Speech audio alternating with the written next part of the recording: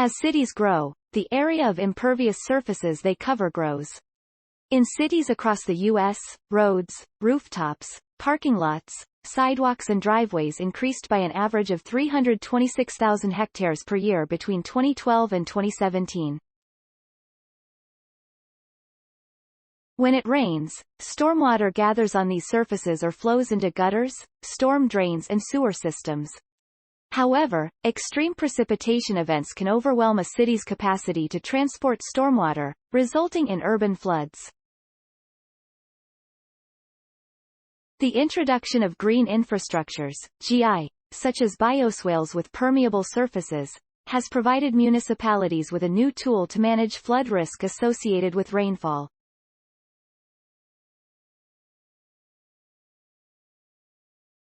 Cities including Portland, Phoenix and Atlanta have developed plans and invested in implementing GI to mitigate the risk of floods. New research from Portland State University combines demographic data with the distribution of GI and geographic areas prone to rainwater flooding in Portland, Phoenix and Atlanta and asks whether these cities are equitably building GI to mitigate flood risks. The paper, Urban Flood Risk and Green Infrastructure. Who is exposed to risk and who benefits from investment?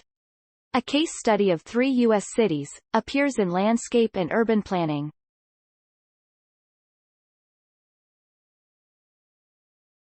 According to the paper's lead author, Arun Palathadka, a Ph.D. student in the Earth, Environment and Society program at Portland State, the research team found that the placement of GI in each of the cities inconsistently overlapped with areas prone to rainwater flooding, and non-white and low-Inc.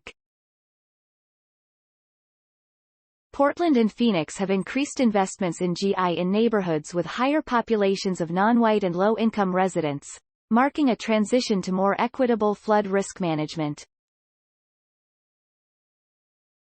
In Atlanta, the risk of rainwater flooding was relatively low for non-white and low-income residents, though there was a substantial disparity in GI coverage.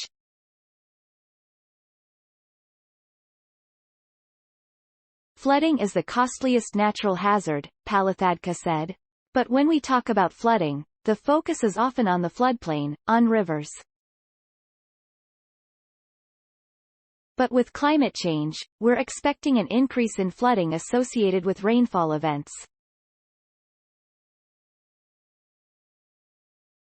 We wanted to know where the hotspots in cities are associated with a risk of flooding from rain, who are the people living in those communities, and where are cities placing infrastructure to help reduce the hazards.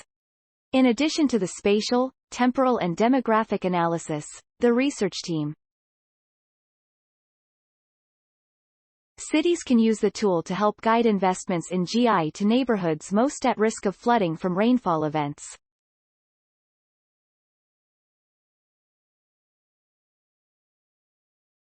A conceptual framework for understanding the distribution and implications of urban pluvial flood risk and green infrastructure, GI, in urban communities.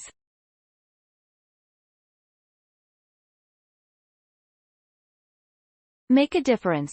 Sponsored Opportunity Story Source. Materials provided by Portland State University. Original written by Sean McGillis. Note: content may be edited for style and length. Journal reference: Arun Palathadka, Jason Sauer, Heejin Chong, Nancy B. Grimm. Urban Flood Risk and Green Infrastructure.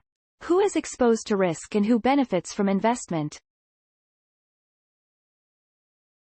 A case study of 3 U.S. cities. Landscape and Urban Planning, 2022. 223-104417 doi, 10. 1016, J. Landerplan. 2022. 104417 Cite this page. Portland State University. Rain, floods and green infrastructure. Are cities mitigating the hazards equitably? New research overlays socio-demographic, green infrastructure and stormwater flood risk data to assess equitable distribution of green infrastructure. Science Daily.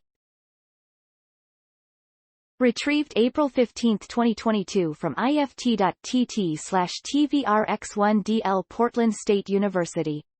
Rain, floods and green infrastructure. Are cities mitigating the hazards equitably?